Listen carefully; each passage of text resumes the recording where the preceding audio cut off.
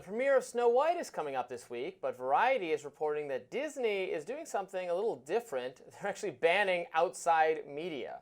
Disney will limit the coverage to photographers and other in-house people, per Variety. While Disney didn't specify why this was, the storm around the movie might be a hint. For instance, here's a video of Rachel Zegler, who plays Snow White, and Gadot, who plays the evil queen, that caused backlash from some fans.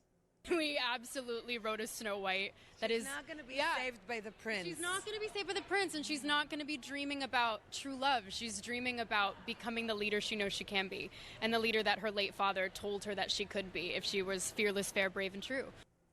Then, after the presidential election last year, Zegler wrote in an Instagram story, "There's a deep sickness in this country shown in the sheer amount of people who showed up for this man who threatens our democracy.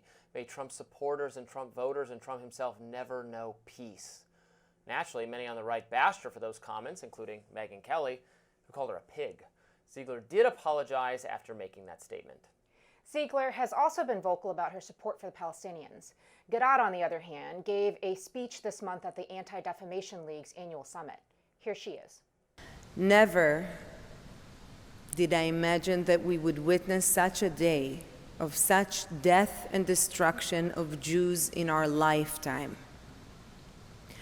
And never did I imagine that on the streets of the United States and different cities around the world, we would see people not condemning Hamas, but celebrating, justifying, and cheering on a massacre of Jews.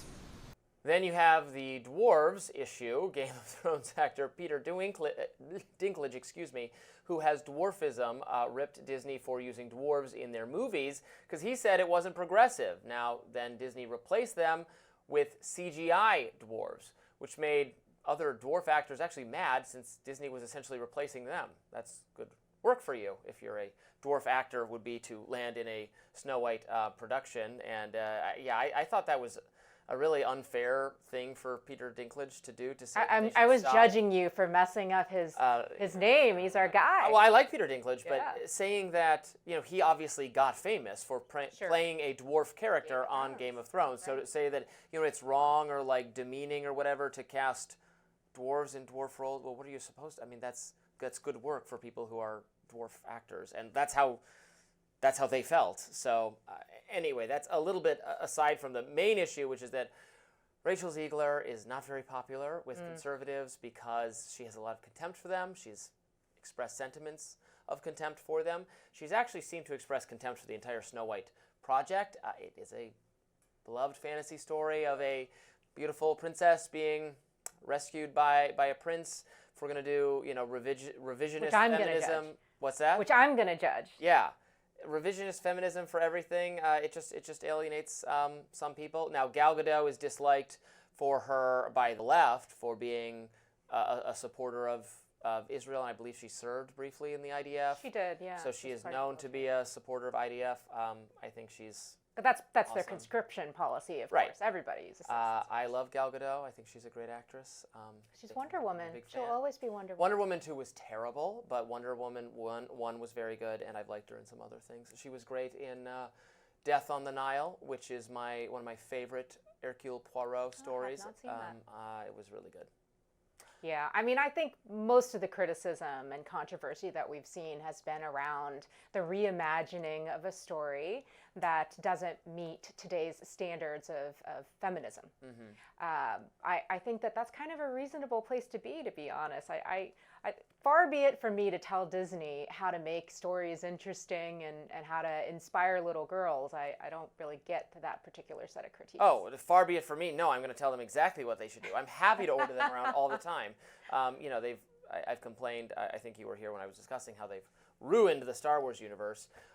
You can do alternate revisionist tales or whatever, and just if you have like an original idea and pull it off, it's fine. I mean, look at Wicked. Snow White has been done. Oh, I'll get to that in a minute. Snow White has been done numerous times, and the version with Kirsten Stewart Did you see that one? The Huntsman. And yes. Yeah, those Kristen were Stewart, yes. those were fun. And, they made her into a kind of warrior woman. Right. And actually, the evil queen there is played by Charlize Theron.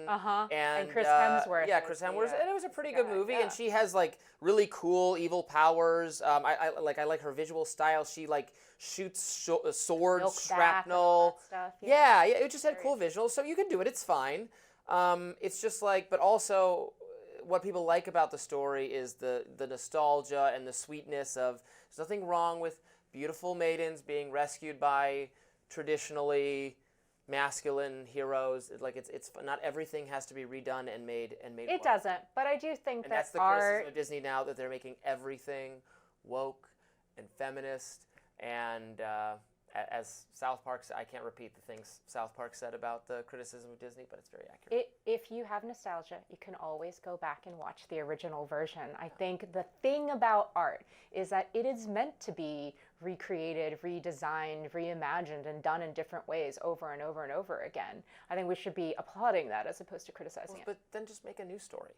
Just come up with a new story. It doesn't have to be Snow White. Just make a new story where you have kick-ass female protagonist or whatever. There's a little bit of just revising already existing properties. Like, come on, people, have an original idea. Sometimes I worry that there's not going to be enough original ideas in production anymore because, like, they're about to redo Harry Potter, even though the movies all came out within our lifetime. Like, I did not know this.